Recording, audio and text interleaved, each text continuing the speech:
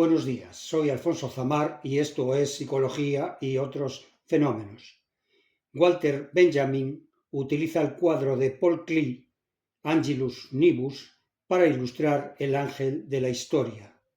Un ángel que, con la boca abierta y los ojos desorbitados, mira hacia el pasado, el cual percibe como una única y continua catástrofe de ruinas que se acumulan a sus pies. Un huracán llamado Progreso se enreda en sus alas, impidiéndole detenerse y forzándolo a ser arrastrado hacia el futuro, al que da la espalda, mientras las ruinas se elevan hacia el cielo.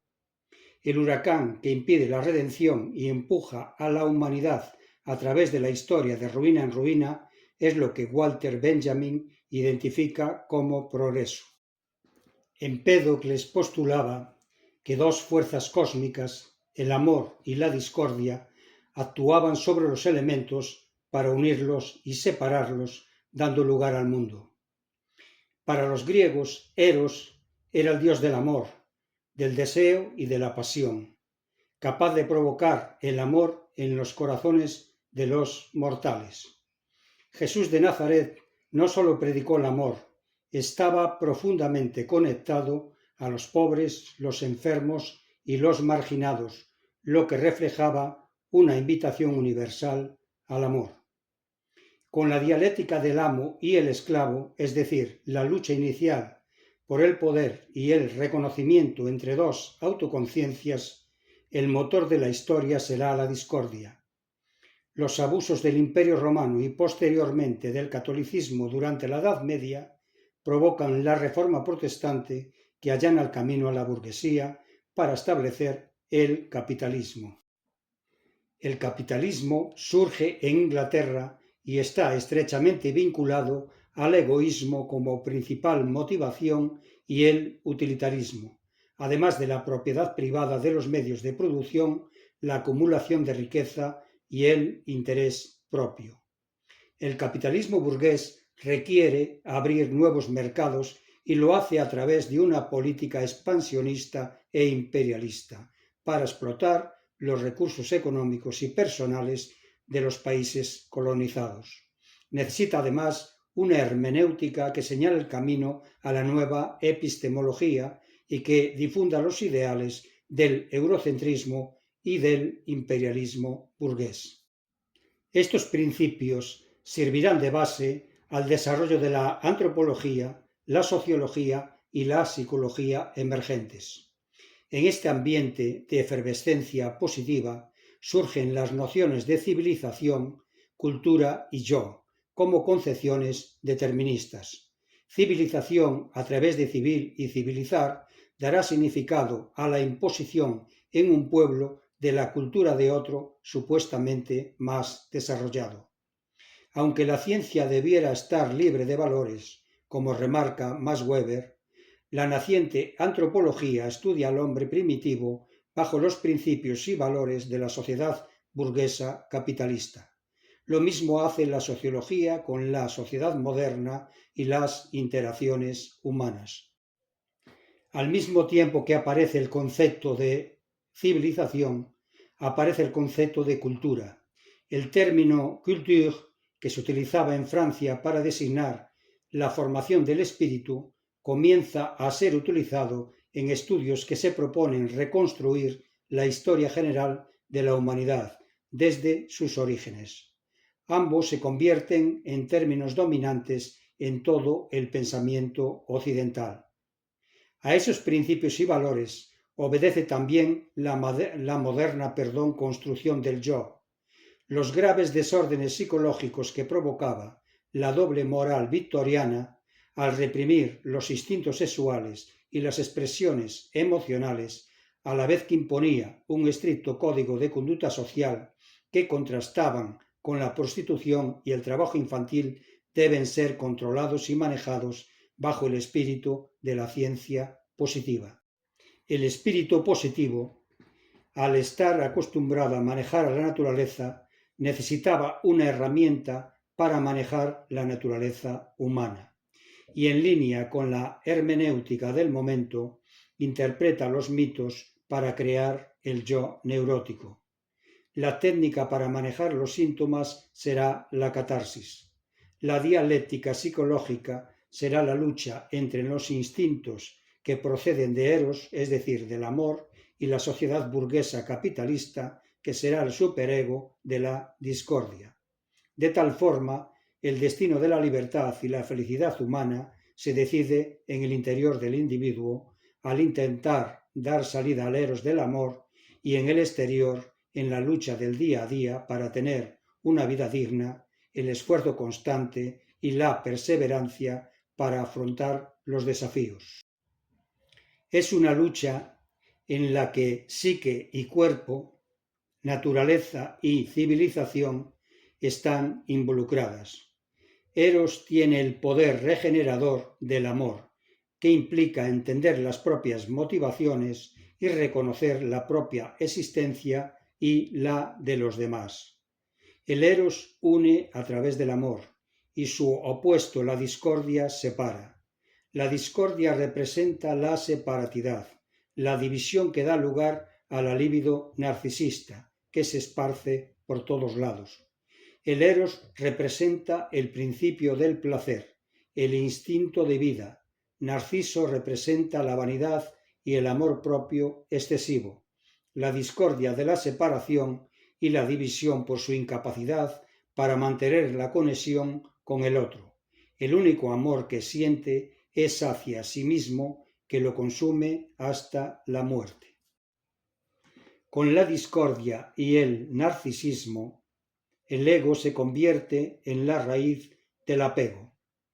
No es nuestro verdadero yo, sino una identidad falsa creada por el lenguaje de la burguesía capitalista. Adquiere su existencia alimentándose de la realidad del consumo, tomando y conservando un reflejo de ella para adaptarse. Busca redirigir los instintos y gratificarse, y por ello se identifica con pensamientos, emociones y posesiones. No obstante, el recuerdo de Eros y la unidad está en el origen de todo pensamiento, y el impulso de recuperarlo permanece oculto, lo que expresa el hecho histórico de que la civilización ha progresado como dominación organizada. La escasez en la sociedad moderna no es una condición natural. Se ha creado y mantenido por el sistema capitalista. La burguesía necesita de la escasez para perpetuar la dominación. El capitalismo manipula las necesidades humanas y convierte lo superfluo en algo necesario para controlar socialmente a través del consumo. La distribución de la escasez ha sido impuesta a los individuos, primero por la violencia y después a través de la instrumentalización de la razón, por lo que esa racionalización permanece como la razón de la dominación y, como dice Marcuse, la conquista gradual de la escasez está inextricablemente unida al interés de la dominación y conformada por él. Eros ha sido transformado porque se opone a la civilización, cuyo progreso perpetúa la dominación. El origen de la represión es llevado así a la primera infancia con el nacimiento. Es en el niño donde la realidad capitalista completa su trabajo con tal perfección que la conducta del individuo maduro no es más que una copia repetitiva de las experiencias y reacciones de la niñez. El sentido de culpa puritano lleva al precio del progreso en la evolución de la civilización, en la que el ego y el narcisismo sobreviven como síntomas en la realidad capitalista. La semiótica, con la ayuda del condicionamiento, ha dado una nueva significación al yo. Enajenado de su origen y de su identidad, cual Narciso que, al observar su imagen especular, se ahoga en su propia libertad. Para un niño, cualquier clase de juego representa la realización de forma lúdica de tendencias que no reciben inmediata gratificación. y los elementos de las situaciones imaginarias se convierten automáticamente en parte del tono emocional del juego. El niño se subordina a las reglas, renunciando a algo que desea como medio para alcanzar el máximo placer. Se trata de reglas que se han convertido en deseos. El juego le enseña a desear, relacionando sus deseos a un yo ficticio, a su papel en el juego y a sus reglas. De esta forma se realizan en el juego los logros que se convertirán en actos con significado en el futuro.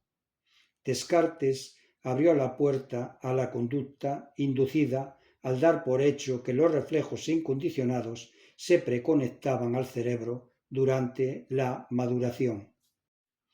Pavlov afirmó que los pensamientos verbales y el habla constituían un segundo sistema de señales que eran el lenguaje verbal o simbólico y que operaba de forma parecida a cómo lo hacen las señales ambientales o primer sistema de señales.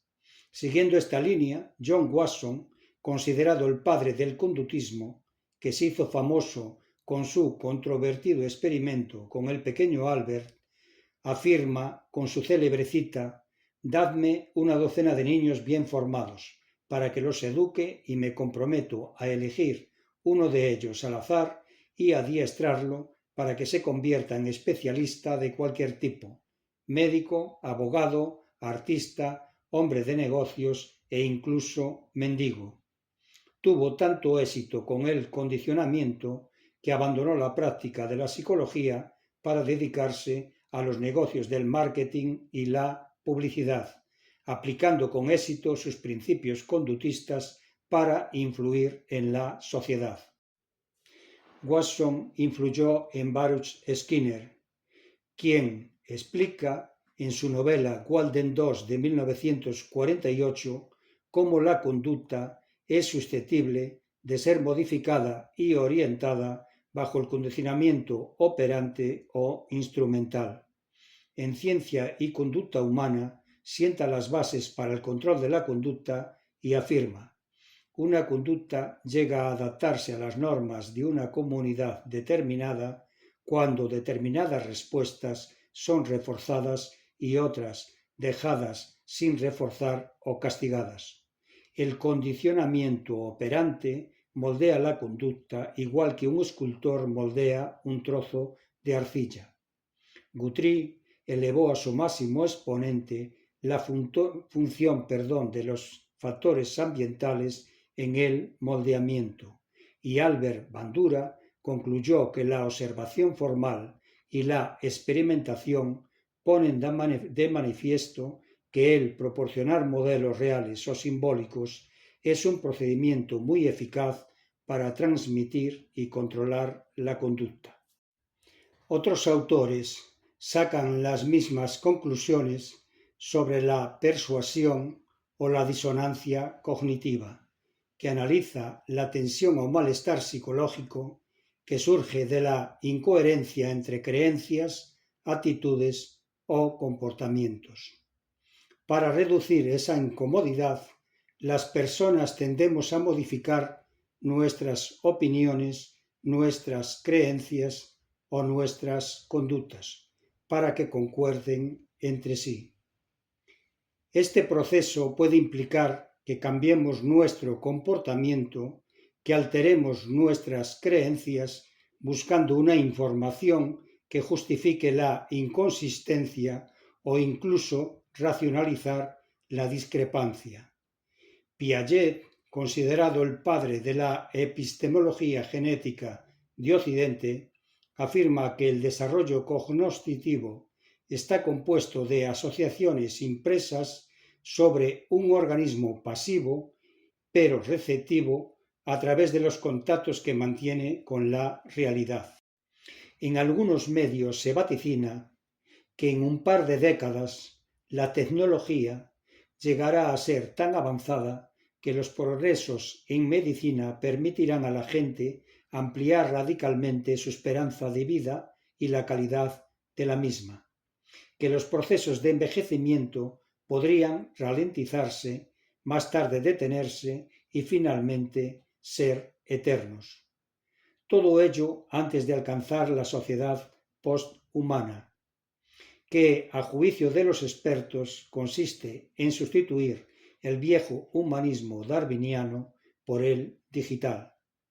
Con la revolución industrial y el capitalismo burgués surge la teoría de Charles Darwin, que adoptaría la máxima de Spencer, la supervivencia del más fuerte, y continúa en la actualidad con la propuesta de superar los límites naturales de la humanidad y eventualmente separar la mente del cuerpo.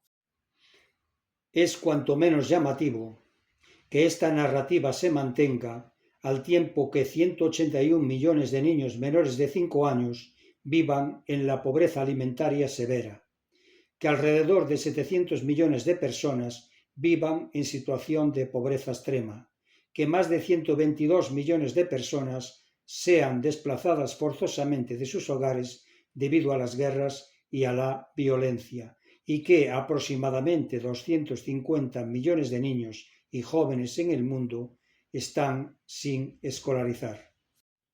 Dice Jerry Kaplan en Abstenerse humanos, guía para la riqueza y el trabajo en la era de la inteligencia artificial, que a medida que cedemos el control a las máquinas, también les trasladamos decisiones morales o decisiones personales importantes. Refiere que los intelectos sintéticos a la larga decidirán lo que está permitido y lo que no, decidirán las normas que todos debemos seguir. Esto es todo por hoy. Gracias por escucharme y hasta otra.